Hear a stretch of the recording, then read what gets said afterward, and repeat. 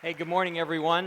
I'm here to talk about board engagement. And you know, all of you out there already know a lot about board engagement. You're either an engaged board member yourself, or you've done a remarkable job of engaging passionate board members, or you wouldn't be here. But I want to make a premise to you this morning that the best way to engage board members is heart to heart. So, what is the heart? You know, in Western civilization, we consider the heart to be the seat of our emotions, right? We talk about love coming from the heart. Well, you know, in ancient times, the seat of emotions was the stomach.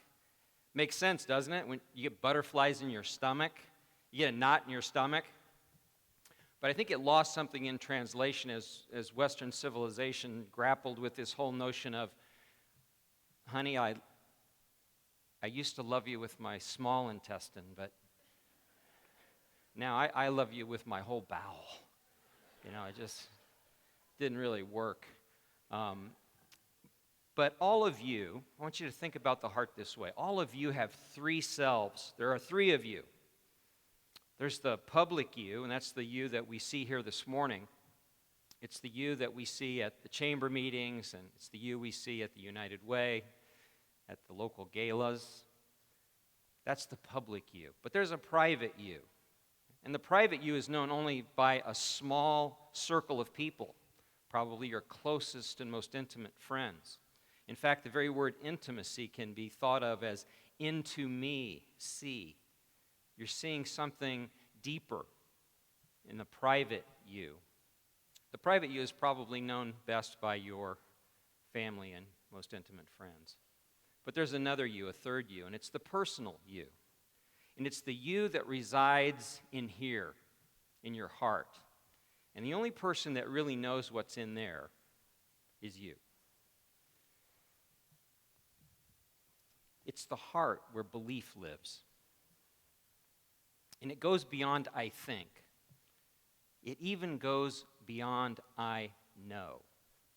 It goes to the very point, the very pinnacle of what I call belief. It's where belief lives. It ascends to conviction. Simon Sinek recognizes the power and the foundational truth of that in his book called Start with Why. You see, if you know why you do what you do, you'll always find a way of how to do what you do. Now, please don't misunderstand me. You need people who know why, and you need people who know how. And so I'm not asking you to check your intellect at the door.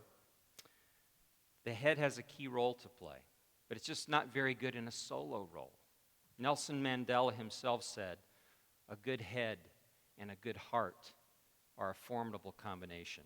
So the point I'm making this morning is one that the 17th century philosopher Pascal made when he said this: the heart has reasons that reason cannot know. More recently, John Maxwell claimed that one of the irrefutable laws of leadership was simply this: touch the heart before you ask for a hand. So the first question this morning is not what's in your wallet, it's what's in your heart. What is in your heart? The second question is this: do you have a sincere heart? Are you sincere in your beliefs?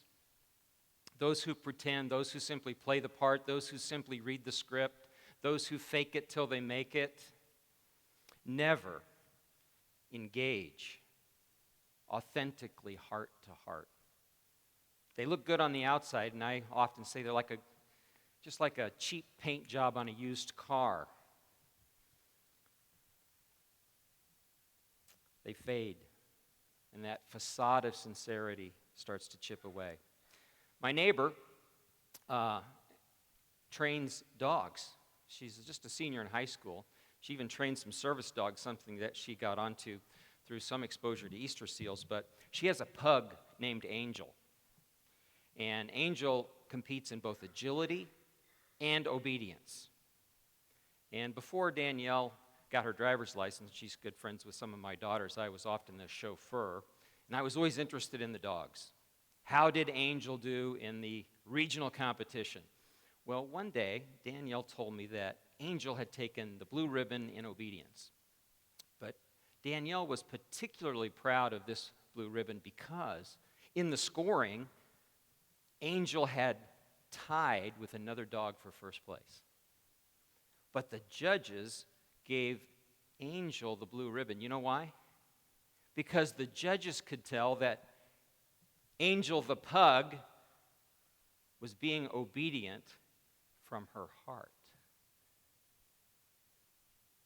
I'm not sure how you tell that. So this other dog over here is going, I'm a dog, I got a master. Maybe there's a pepperoni for me at the end of this thing if I do this. But for some reason, the judges sensed in this pug an obedience from the heart. Well, let me tell you, folks, if you can tell that in a dog, you can tell that in a person. I want to encourage you this morning to find people who believe what you believe.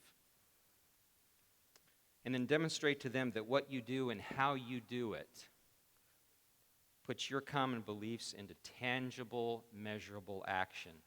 Our convictions, our belief compel us to do what we do. To seek to be part of something bigger than ourselves and to be part of a community of people who share our beliefs. If you do that, you will never have just a job. You'll have a career. And you'll never be just a board member. You'll be a champion. And from the heart comes purpose. It's what we believe, or what Cynic calls the why, the power of the why. And from purpose comes passion, which, if you think about it, is also seated in the heart. It's an emotional response, and it is characterized by focused intensity and enthusiasm. And lastly, I believe purpose and passion drive pace. Energy that brings a compelling case for action and a sense of urgency, that what we're doing is important, that we've got to do it now. How many of you have seen the movie Zootopia? I really can't see anybody. Has anybody seen the movie Zootopia? Was that hilarious? So if you haven't seen the movie, go see Zootopia. Everyone in the world is an animal, a mammal. And the storyline is a little bit predictable, but Judy Hopps is a bunny rabbit. And she's a newly minted police officer, and she's working to crack a case. She's got to solve this thing in 48 hours. And she teams up with a fox, a wily fox by the name of Nick Wilde. They've been framed, they've got to clear their name, they're on the case, and they're following the leads, and they've got to run a license plate. So they go to the DMV. They open the door. Every employee at the DMV, the Department of Mammal Vehicles, is a sloth. Now, this is a broad, sweeping generalization and politically incorrect characterization of the good people that work at the DMV. And I want to say I have been at the DMV twice in the last 45 days. It's spectacular. You could not have gotten better customer service at Nordstrom's. Sloths are not incompetent, but sloths are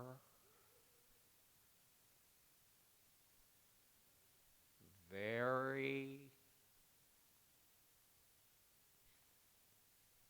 slow. A sloth moves 13 and a half feet a day.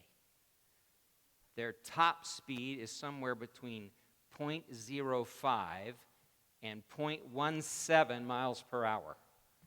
And so Judy and Nick are in the DMV. They're trying to run the plate, and they're talking really fast. They got to get done. And it's so slow. It is hilarious. But it's also painful, you know? Do you know people like this? You want to move. You got to go. And it's a pace that is born out of passion. And our organizations need to bring that sense of urgency and passion and pace and never be perceived that we are not relevant, we're not forward-thinking, we're not moving. In closing, I just want to encourage you to develop an engaged board. Inspire them heart to heart. Find people who believe what you believe.